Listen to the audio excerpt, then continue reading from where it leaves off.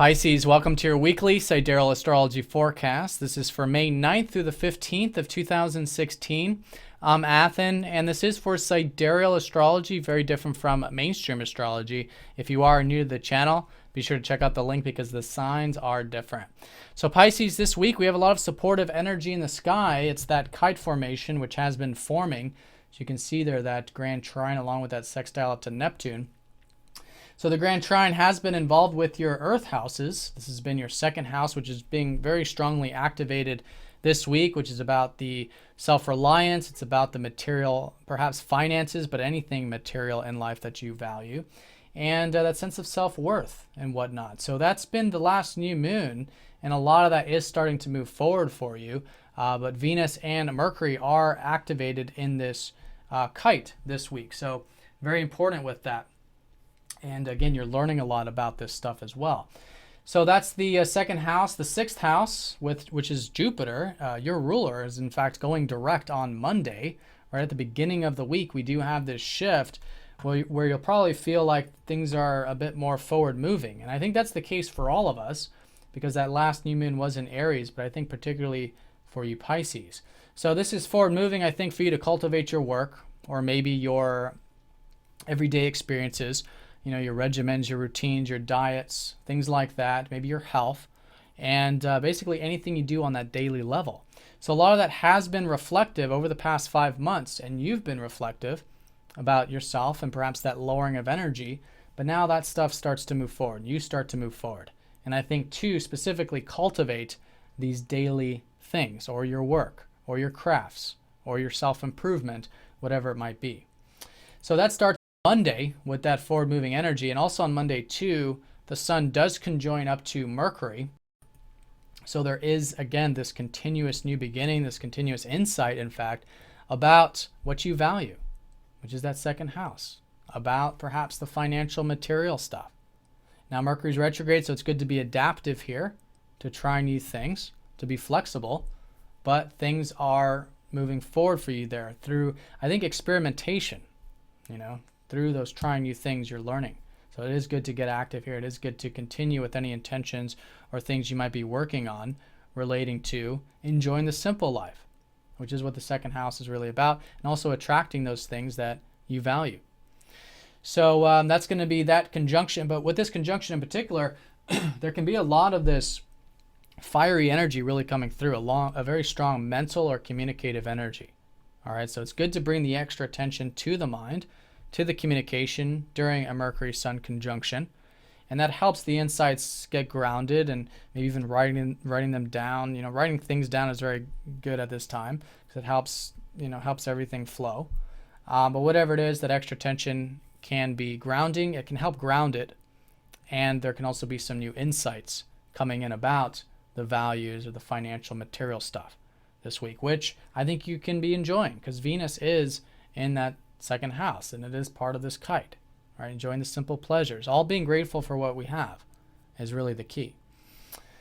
So that's the Monday energy, and then as we go into Tuesday, we do have Venus trining up to Jupiter, so this could be direct opportunities to enjoy those simple pleasures, specifically with maybe, the getting the routine in order, the health in order, maybe the work stuff starts to move forward, so it's providing that support there. Okay, and some of you could see opportunities here on the financial side. It's possible. Of course, our personal charts are most important, but collectively things look very supportive for these Earth areas for you. Now, in terms of the other side of this, which has been very powerful, and we'll feel this as we go into Wednesday, or actually what will be Thursday and Friday, is this Pluto energy. Pluto's been up here in your 10th house, helping you release attachments to your career. Release attachments to your productive side, or anything you're doing on that productive level. So the key with this is that Pluto is stripping away the ego attachments, right? Releasing anywhere we might be holding on too tight with the future endeavors, the productive endeavors. So it's an excellent week to dive deep to see where there might be those attachments, to let them go, and maybe even let go of some old patterns that have been coming up in the career productive side. It usually is the attachments because it's usually the fears and that kind of stuff, where we're holding on tight. But it's in good aspect. So although it could be deep, It's very supportive, and I think it's an excellent week to dive deep specifically. And it's through that diving deep of both your sense of self-worth. What are you worth? What's your time's worth? Your energy? What is it that you value? Diving deep with that.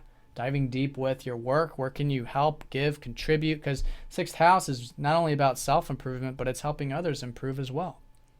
And it's your craft, which is the service to others. All right, so diving deep with that. So that's the grand trine side of it. Now, in terms of this actual kite, the sextile up to Neptune has been in your 12th, and this is your modern day ruler. So over many years, it's been very important for you guys to let go, to surrender, to have more faith and trust, which I think can come easy because Neptune likes to be in the 12th house. But this week in particular, some good opportunities to let go. And in that way, it can be a bit of that relaxing energy, and again, supporting maybe the career side of things, maybe the values, the self-reliance.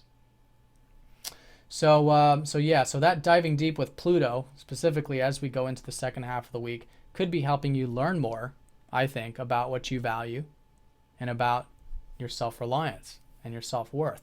Now, one thing I do want to say is that Mercury is retrograde, involving your 4th and your 7th house, because he rules those areas. So this week you could continue to be reflecting on your home life, maybe your family or your health. It's good to re-examine, revisit that stuff, make those deep changes with that as well. And also relationships. And it's good to be adaptive there, flexible there, to learn more about relationships. And again, dive deep to see where there might be some patterns with that can be released as well. This isn't anything new because Mercury's actually already gone over this part of the chart, but now he's going retrograde back over it again. So again, this is suggesting that there could be insights specifically around not only the self-worth and the financial material stuff, but also regarding your home, family, health, and relationships. Then as we go into the weekend, we do have that conjunction with Venus and Mercury. So this is where you're learning more about specifically your values, maybe learning more about communication, what really matters to you in life.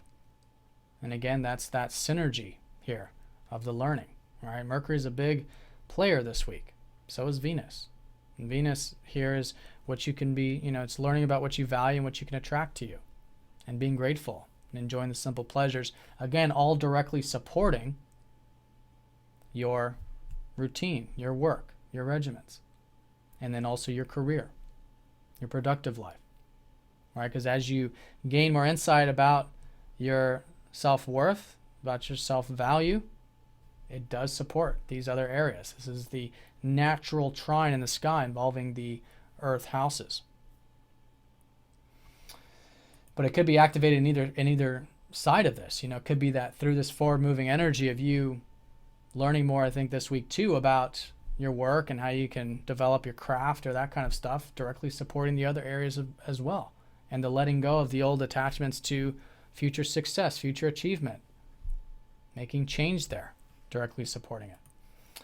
So then as we go into the weekend, we do have the sun shifting into Taurus, your 3rd house. So there is this shift going into next week and into next month, where I think you'll start to focus perhaps a bit more on the communication side of things.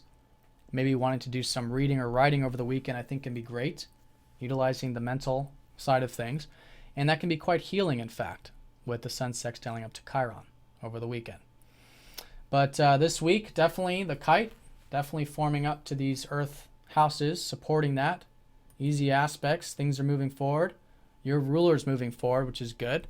Still a lot of retrograde energy, but still, I think it's an excellent week to try new things, to be flexible, especially with that Mercury retrograde. Rethinking about what it is you value in life and that kind of stuff. But good to move forward, be flexible in the process, and learn quite a bit about Earth and life. All right, so Pisces, have a fantastic week. Thanks for watching, and I'll see you all next time.